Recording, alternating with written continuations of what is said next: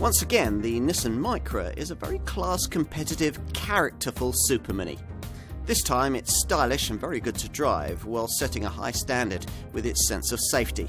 You know that car in this class you were thinking of? Stack it up against this one.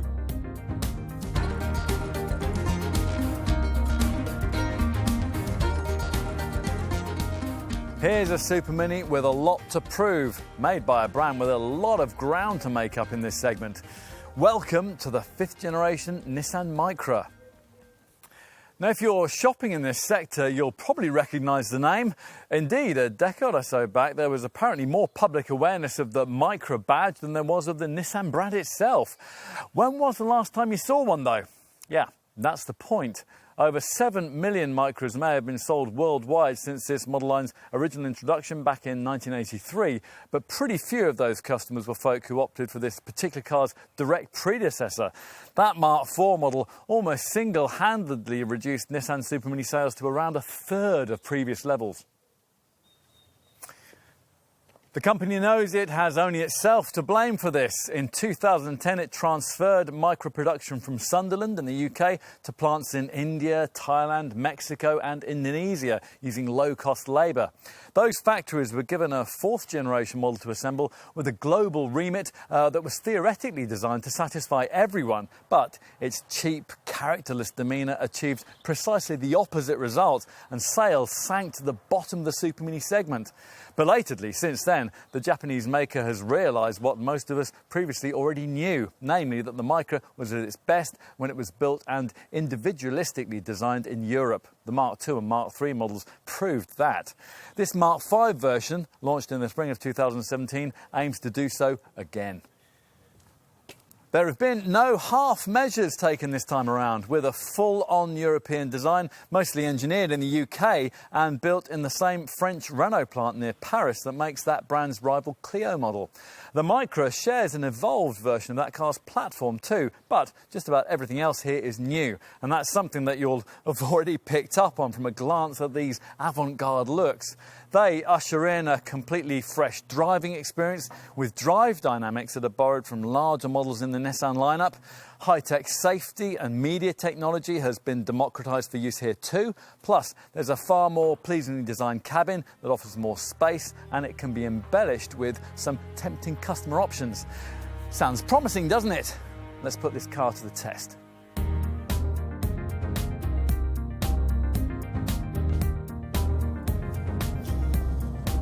No half measures have been taken with this 5th generation Micra, and when it comes to driving dynamics, the approach that's been taken is just as uncompromising as is the case with the styling, the interior design and the passenger safety. Now, the platform may be basically that borrowed from the Mark IV model Renault Clio, but it's been completely reconfigured to suit the way that this Nissan now sits 55mm lower and 78mm wider than the car replaced. That means a lower centre of gravity and wider axle tracks that give the car a much broader and more planted feel on the road. Now, given that this might encourage you to drive a touch faster than before, it's just as well that all Micras come with Nissan's chassis control package. And that's been borrowed from the larger Qashqai model, and it incorporates active trace control and active ride control. And now the trace control system uses the principle of torque vectoring that applies subtle brake pressure to the front wheels at speed through the turns. Now, this loads up the front of the car, pushing the tyres more firmly into the tarmac and increasing their bite on the road. Active ride control also uses the automatic subtle brake application, the system gently applying pad to disc, usually at the rear, after you've hit a bump in the road to ease back body pitch and keep the car more stable. This is the kind of technology you simply don't expect to see in a supermini, and it all works without you ever being aware of it, giving a more fluid, flowing feel to the way this Micra progresses down the road. It would be nice if the suspension setup also reflected this. You think it might. After all, Nissan's stated aim with the drive dynamics of this car was to provide the handling of a Fiesta with the ride quality of a Polo. In reality, that was an impossible brief for the British engineers at Cranfield, and inevitably it's been delivered with a few compromises along the way. Bottom line, well, it's more Fiesta than Polo. The rather firm quality of ride sees to that, something that's particularly noticeable around town, where the Micra fidgets a little over surfaces that the Volkswagen would just cruise across. Comparisons to the Ford are better made. Body lean through the bends is very well controlled, and there's plenty of mechanical grip to supplement the electronic kind that's delivered through the active trace control system. Not quite so good is the power steering system, and that's another thing that's been borrowed from the Qashqai, which, although it's better than the supermini norm, lacks the feel we'd ideally like at speed, which is a key reason why overall this car isn't quite as much fun to push along quickly as a Fiesta is. The steering is beautifully light and usable around town though, and awkward parking manoeuvres and tight lock-to-lock turns in the city are easily accomplished. What else? Well, the driving position is well judged. You instantly feel comfortable at this wheel, and the brakes, which are discs up front and drums at the rear, haul off the speed effectively. Refinement at speed is excellent, aided by a standard fit acoustic windscreen. Oh, and there's a nice light clutch, and that brings us onto the gearbox. That's a slick 5-speeder that's really satisfying to use. You would think, though, that at least one of the engines on offer could have been mated with a transmission offering up a 6th ratio, and that Nissan might have launched this car with an automatic option, given that all the mechanicals are pretty much carried over from a Clio range that has long offered a dual-clutch auto alternative to its customers. The brand thinks that a DCT auto setup will be too pricey for Micra buyers, though, and it's developing a cheaper belt-driven CVT box as an alternative. I mentioned engines, let's talk about those. One of the reasons that Nissan has been so freed up to develop other aspects of this car is that it hasn't had to worry very much about the oily bits.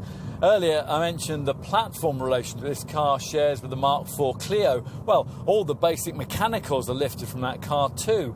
3 power plants to be specific, with the 2 petrol units, both of the currently fashionable 3-cylinder configuration. Now, we would urge you to try and avoid the entry-level 71 PS 1 litre normally aspirated unit. That struggles up to 62 in a lengthy 16.4 seconds and would eventually top out at 98 miles an hour in the unlikely event that you were on a very long, completely level and unrestricted highway. As most buyers will quickly conclude, the engine to have is the one we're trying here, a 0.9 litre IGT90 turbo unit that's not only used in the Clio but additionally in Renault's Twingo city car, as well as in another rival to this Micra, the Dacia Sandero. Like most small turbo engines, this one doesn't offer up much from low down in the rev range, but once you get going, it's a peppy little thing. And given that there's 50% more pulling power than the base unit can provide, it's not surprising that the performance figures are far more acceptable. 62 miles an hour from rest occupies 12.1 seconds en route to 109 mph. The final alternative is the kind of power plant that's fallen a little from favour in supermini circles in recent times, a diesel. Now, if you can push up to the premium required for this, though, that DCI unit is worth looking at. The 90 PS output may be the same as that of this IGT petrol alternative, but with another 50% hike in pulling power, this black pump engine gives the Micra an added dash of mid-range punch that isn't really reflected by the stated performance figures. Rest to 62 in 11.9 seconds on the way to 111 miles an hour. Plus, the fact that this 1.5 litre 4-cylinder DCI unit gives this variant quite a bit more weight in the nose doesn't do it any harm when it comes to corner turning at speed.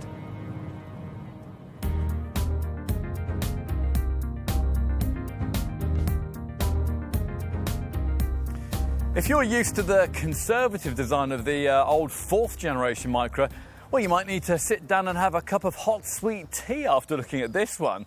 Expressive and emotive, this is the kind of shape you'd more readily associate with a motor show concept car than a production model, with an athletic silhouette that's much longer, lower and wider than was offered before. There are no real carryover styling cues from the Mark II and Mark III body shapes that created waves and which particularly distinguished older parts of the Micra model line, but this car will get the neighbours talking in exactly the same way. Now, from the front, the shortened bonnet design features these arrow-sharp creases that flow diagonally into this so-called delta wing chrome strip that frames the redesigned Nissan badge in the centre of that V-Motion grille. Radiating out from that, these angular headlamps include signature LED daytime running lights, and they can be ordered with full LED beams on request, and that's a rarely seen option on a Super Mini. The meaner, more purposeful look continues further down, so there's no conventional bumper, just sharply sculpted, colour-coded mouldings that include front fog lamps at each corner. There's just as much going on here at the side, certainly enough to distract you from the fact that this Mark V Micra is a substantial 174mm longer than its predecessor. And that was a car that claimed to be a Super Mini but was sized more like a smaller city car. Whether or not you happen to be familiar with that boxier model, what you're more likely to notice on this one is its 55mm lower roofline, which dips dramatically as it passes over the front door before levelling out again as it goes towards the rear.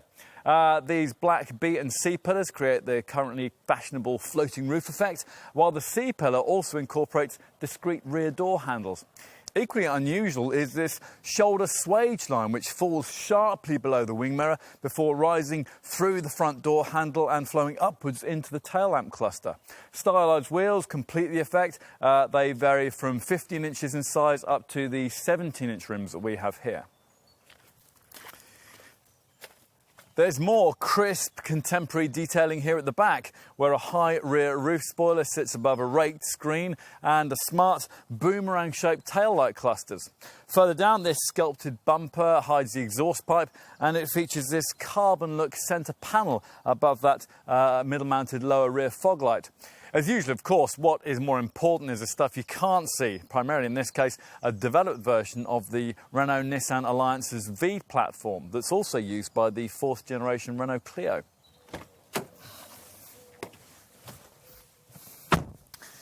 So, time to take a seat in the front and look around this cabin. And this is an area in which previous Micra customers will be seeking the most improvement.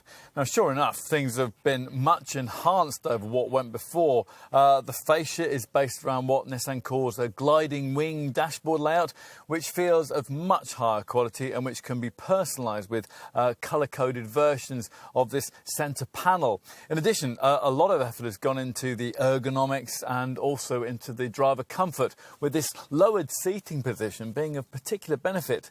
The development team behind this car included one member who was 6 foot 8 inches high and another just 4 foot 11 inches in height, and both claim that they can get very comfortable behind the wheel of this car.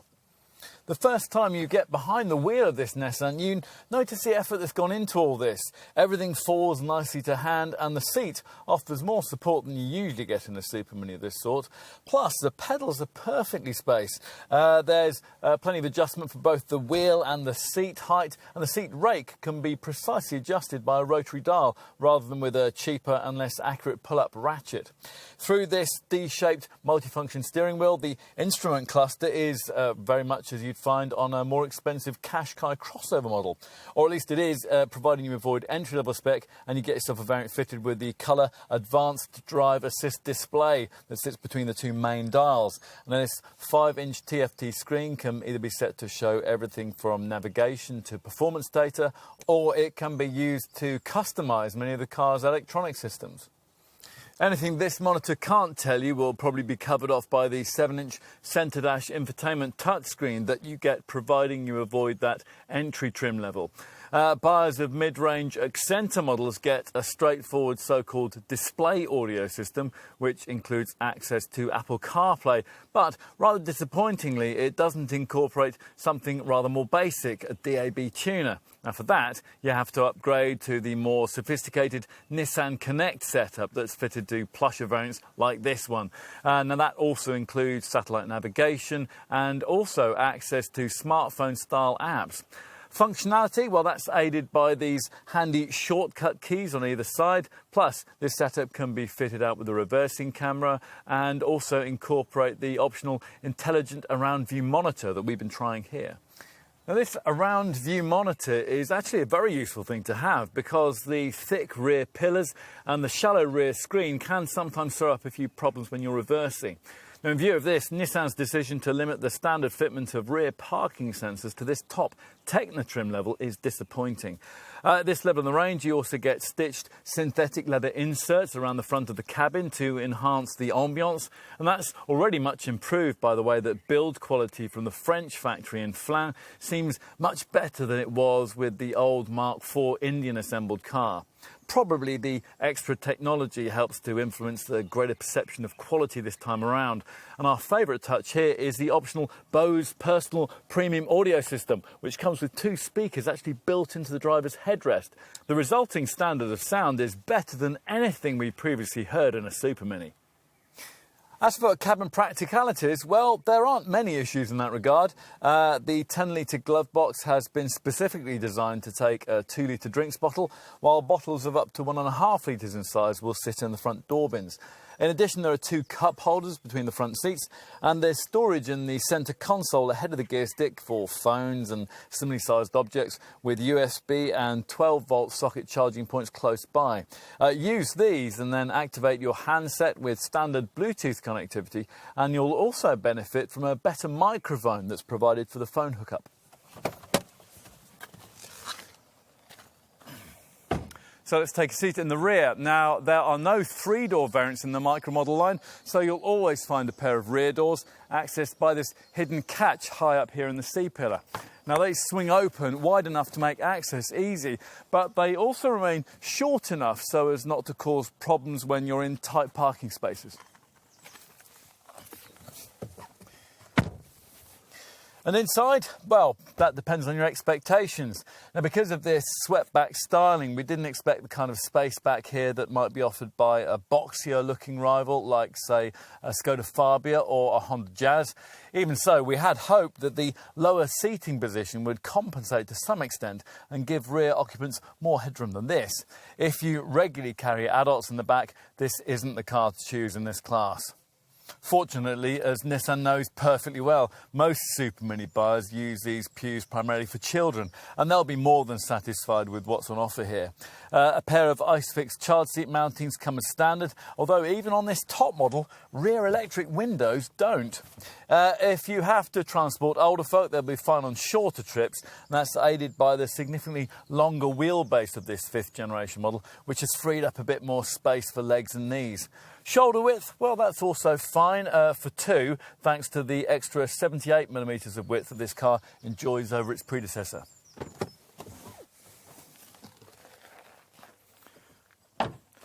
So finally, let's take a look in the boot. That's accessed by this light tailgate, and once you've raised that, there is a bit of a drop from the load sill to the load floor, but that's par for the course in this sector. With the rear seats in place, this Nissan offers 300 litres of cargo accommodation. That's good, but it's nowhere near class leading. A few signs of cost cutting are in evidence here. So where, say, a Volkswagen Polo would have flat boot sides for perceived quality, here you merely get rough panels that follow the contours of the wheel arches. Plus, the luggage cover sits on string hooks rather than decent plastic clips, and it rests on a perch rather than properly clipping in and out, although Nissan says that that makes it quicker to remove. I suppose that's true. You also have to do without luggage tie-down points or any sort of bag hook, which seems unnecessarily mean. Still, the luggage area provided here is properly shaped to accommodate something like a fold-up buggy or the weekly shop. There is some room beneath the boot floor too to take some smaller items, but that's only because Nissan, like most of its contemporaries in the Supermini segment, declines to offer any sort of space-saver spare as part of standard equipment. Of course, as usual, you can extend the cabin available by using this 60/40 split folding rear backrest. Pushing that forward leaves a big step up in the boot floor, but it does free up a useful 1,004 litres of capacity.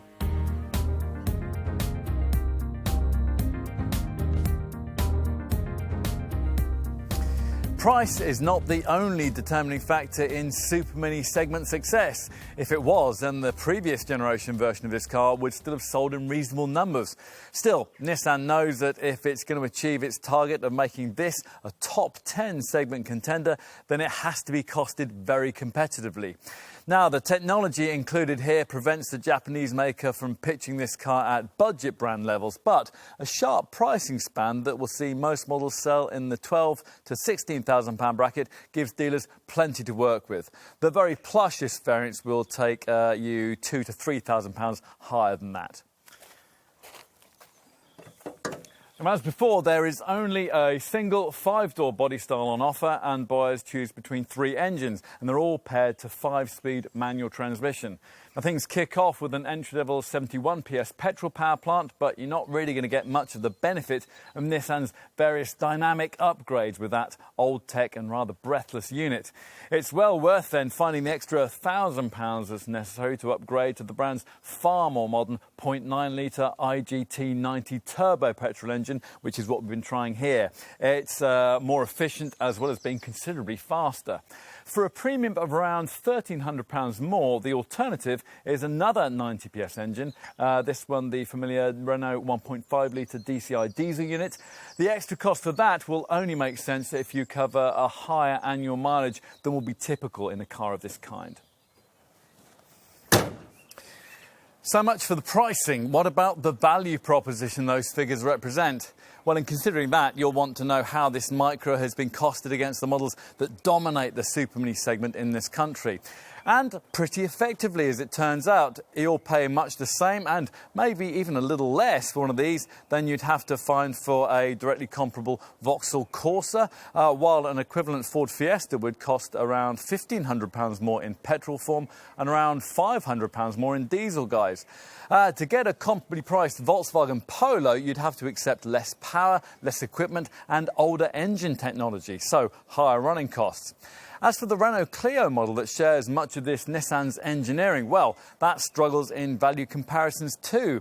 In base petrol and diesel forms, it lists about £1,500 above a comparable Micra. You'll also need to think in terms of that kind of premium if you reject this Nissan in favour of equivalent versions of popular superminis like Peugeot's 208, Toyota's Yaris and Seat's Ibiza. That is not to say that Nissan has the value proposition here squared away. You don't have to resort to really cheap-feeling budget brand supermini models, a Dacia Sandero or an MG3, for instance, to pay less than Nissan's charging here. Predictably, Skoda and the South Korean brands put up a strong fight in this segment, and for sure, certain versions of the Skoda Fabia, the Kia Rio and the Hyundai i20 will cost you slightly less. Plus, cuddly-looking Citroën C3 could save you around £1,000, although that car does have a somewhat love-it-or-hate-it style of appeal. Suzuki's supermini alternatives in this segment would save you even more, but the Japanese brands Baleno and Swift models don't have this Nissan's character or its sophisticated drive technology. As for other class options, well, you'd probably have to find extra for a comparably equipped Honda Jazz, and you'd certainly pay more for an equivalent Mazda 2. All of which represents a rather long-winded way of explaining to you that, yes, Nissan has effectively done its homework when it was price pitching this car into its intended market. So, if you're happy with that, let's turn our attention towards deciding whether you'll be satisfied by the equipment levels that'll be on offer across the range. Now, that is quite possible. Entry-level base Vizia variants come with more kit than you'd expect from the bottom rung of the spec ladder. That modest asking figure getting you niceties like front fog lamps, rain-sensing wipers and intelligent auto headlights that dip themselves at night in the face of oncoming traffic. You also get a rear roof spoiler, LED daytime running lights, a trip computer, a height-adjustable driver's seat, remote central locking, a stereo with Bluetooth connections and the 60/40 split-folding rear seat back that some rivals make you do without at this level. We would question the lack of a DAB radio and the rather feeble 2-speaker audio setup, but apart from that, the key items are pretty much all there. Plus, there's a much higher than average level of safety equipment, and that's something that we're going to come on to presently. For only a little extra, Vizia Plus trim gives you air conditioning too. Nissan expects, though, that most Micra customers will at least make it as far as mid-range Accenta level, if only to get access to one of the optional exterior packs that will allow you to personalise the look of this car. Now, if you can stretch to that, you'll get yourself a body-coloured finish for the front door handles and the mirrors, which makes a surprising amount of visual difference. You also get cruise control and an extra 5-inch instrument binnacle advanced drive assist display between the two main dials. Plus, there's a proper level of infotainment provision with a 7-inch centre dash colour touchscreen, which offers access to a better 4-speaker display audio system, plus smartphone app integration and the Apple CarPlay system, which will enable you to access your phone's functions from the monitor. Want to go further? Well, if so, there's an N connector level of trim that gives you 16-inch alloy wheels, power folding mirrors, rear privacy glass, automatic air conditioning, LED ambient interior lighting and a leather steering wheel, as well as adding in that missing DAB tuner as part of an upgraded Nissan Connect infotainment setup. And that includes full navigation. Here, though, we've got the top Techno trim that additionally gives you larger 17-inch alloy wheels, a keyless entry and start system, rear parking sensors with a rear view camera, extra leather style trim around the cabin and a Bose audio system featuring speakers built into the driver's headrest. On to options, with nearly all the features on offer requiring you to have first avoided entry-level trim. Now, the primary focus here seems very much to be on buyer personalisation, with 3 possible packs available to decorate the exterior and another 3 on offer to upgrade the cabin. The basic exterior pack gives you side mouldings, coloured door mirror housings and front and rear bumper finishes, while with the exterior pack plus, 17-inch alloy wheels with coloured inserts also get added to that tally. Finally, the exterior pack ultimate option gives you all that and what some might see as a rather tacky set of decals. As for the cabin packs, you can colour code the middle part of the fascia, the central door cards and the outer seat edges in either powder blue, energy orange or invigorating red. It's all quite bright if you like that sort of thing. More conventional aesthetic options include various extra cost metallic and pearlescent paint finishes. Full LED headlamps are optional on most models, and buyers of volume Accenta trim variants can add in 16-inch alloy wheels, a comfort pack with keyless entry and auto air conditioning, and a vision pack including rear parking sensors and the Nissan Connect infotainment system incorporating a rear view camera. What else? Well, if we couldn't stretch this top model, we'd want the desirable Bose personal audio pack with its unique front headrest speakers. Meanwhile, if we had stretched this top Techno level of trim, we might be tempted to go further and add in heated front seats, and those come included if you go for the full leather upholstery option. On to safety, and we have to say we're impressed here. We've seen electronic camera-driven features like autonomous braking, lane departure warning and auto-dipping headlamps on Superminis before, but they're never features fitted right across the range. Well, that changes here, and rivals are going to have to take note. Now, we've already touched on the clever headlamps, plus it's worth mentioning that the standard lane departure warning system, which gently vibrates through the steering wheel rather than beeping annoyingly, also includes an intelligent lane intervention feature that'll gently steer you back into your lane if you've unintentionally deviated from it. So let's also recap on the principle of autonomous braking in case you're not familiar with that. This Micra's standard so-called intelligent emergency braking setup working via a camera that scans the road ahead as you drive in search of potential accident hazards, with sensitivity that's especially good at picking out people thanks to an incorporated pedestrian recognition feature. So if a potential problem is detected, you'll be warned. If you don't respond, or, well, perhaps you aren't able to, the brakes will automatically be applied to decrease the severity of any resulting accident. And there's more clever standard safety stuff too. Active ride control can gently apply a brake, usually at the rear, after you've hit a severe bump to ease back body pitch. And active trace control adds light braking to the front wheels during tight cornering, loading up the front of the car and planting the tyres more firmly on the tarmac for extra traction. Avoid entry-level trim, and you also get traffic sign recognition, and that pictures road signs as you pass and then displays them on the advanced drive assist display screen in the instrument binnacle. More conventional standard safety stuff includes twin front, side and curtain airbags, ABS anti-lock brakes and an ESP stability program.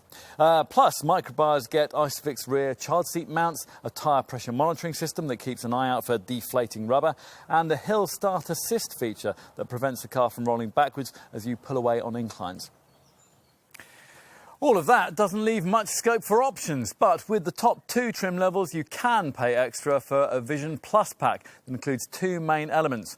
Blind spot warning works on the move to alert you if you're about to pull out when another vehicle is hidden in your blind spot, and an intelligent around view monitor uses the Nissan Connect screen on the dash to show HD images from a surround camera system that incorporates moving object detection, and that will alert you if someone steps into your path.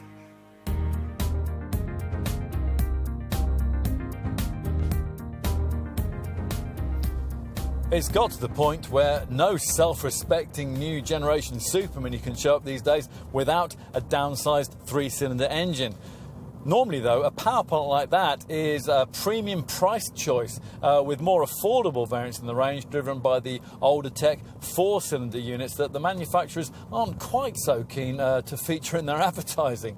There's none of those sort of shenanigans here, though. Both the Micra petrol motors using the triple-cylinder formula and benefiting from the lighter bulk that goes with that approach. As a result, this Nissan tips scales at only just over a tonne, which, to give you some perspective, makes it about 140 kilos lighter than a directly comparable rival Vauxhall Corsa. Now that is a saving in weight that could be roughly equivalent to asking your entire family to get out and walk. All of this is important because this Mark V model can't boast the kind of completely new lightweight platform that enables some rivals to make great strides in efficiency. Some compensation for this comes in the form of a very slippery shape. There's a best-in-class drag coefficient of just 0.29 CD, and that's helped by a specially moulded aero floor. As for the figures, well, it may seem a touch counterintuitive that the more powerful 90 PS turbo unit is cleaner and more frugal than the base 71 PS normally aspirated engine, but that's mainly because, for reasons best known to Nissan, the entry-level unit can't be specified with an engine start-stop system. That budget power plant manages 61.4 mpg on the combined cycle and 103 grams per kilometre of CO2. Those are figures the IGT90 turbo model improves to 64.2 mpg and 99 grams per kilometre. On the top Techno model that we're trying here, the use of larger 17-inch wheels will hit those returns by around about 5%. Diesel engines aren't especially popular amongst supermini buyers these days, but this Micra's Renault-derived 1.5-litre DCI 90 unit is a good one, managing up to 88.3 mpg on the combined cycle and up to 85 grams per kilometre of CO2. Again, larger wheels will affect that showing, and you can impact it even more by ordering your Micra DCI 90 in base Vizier trim, in which form Nissan rather meanly deletes the engine start-stop system. Obviously, how close you get to those figures in normal day-to-day motoring will be affected considerably by your driving style. Now, if you go for a variant that's fitted with the Nissan Connect infotainment screen, you'll be able to make your approach more eco-friendly by keeping an eye on that setup's incorporated eco-score system. It grades the efficiency of your driving at the end of each trip, and it does it in terms of 3 factors: pull away, deceleration and cruise. And it also provides a graphical history of your green friendliness to date. Now, if you've got that Connect setup, then you'll also have a sat-nav system with so-called eco-routing, and that's a feature that sees it able to calculate the route that is likely to use the least fuel. What about other running cost issues? Well, service intervals for the petrol engines come around every 12 months or 12,500 miles, whichever comes around soonest. For the turbo diesel motor, the 1-year period remains the same, but you can travel up to 18,500 miles between scheduled stops before any maintenance is going to be required. As part of any Nissan dealer visit with your car, you'll be provided with a free courtesy vehicle and a video health check for your Micra that you can watch on your phone or on your computer. Nissan also provides a 3-year, 60,000-mile warranty as standard, and that can be lengthened to 4 years, but with the same mileage cap. Now, this recognises that most supermini drivers tend to cover lower distances, but it aims to give added peace of mind for those looking to keep their vehicle for a bit longer.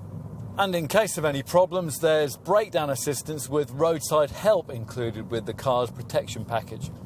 Looking further down the line, residual values will obviously be key. So after 3 years and 30,000 miles, independent experts reckon that your Micra will still be worth between 35 and 37.5% of what you originally paid for it. So to give you some perspective, that's a better return than you get from a Ford Fiesta or a Vauxhall Corsa, and it's only slightly behind what you expect for a Volkswagen Polo. As for insurance, well, the base 1 litre 71 PS model is rated at a super affordable Group 1E. That'll be very appealing to younger drivers. Comparable base VW Polo is rated at Group 6E, so quite a difference. The popular 0.9 litre IGT90 variant that we're trying here starts in Group 3 and rises to Group 4 if you choose one of the 2 highest trim variants. The diesel engine sits in Group 7 or 8, depending on which specification you prefer.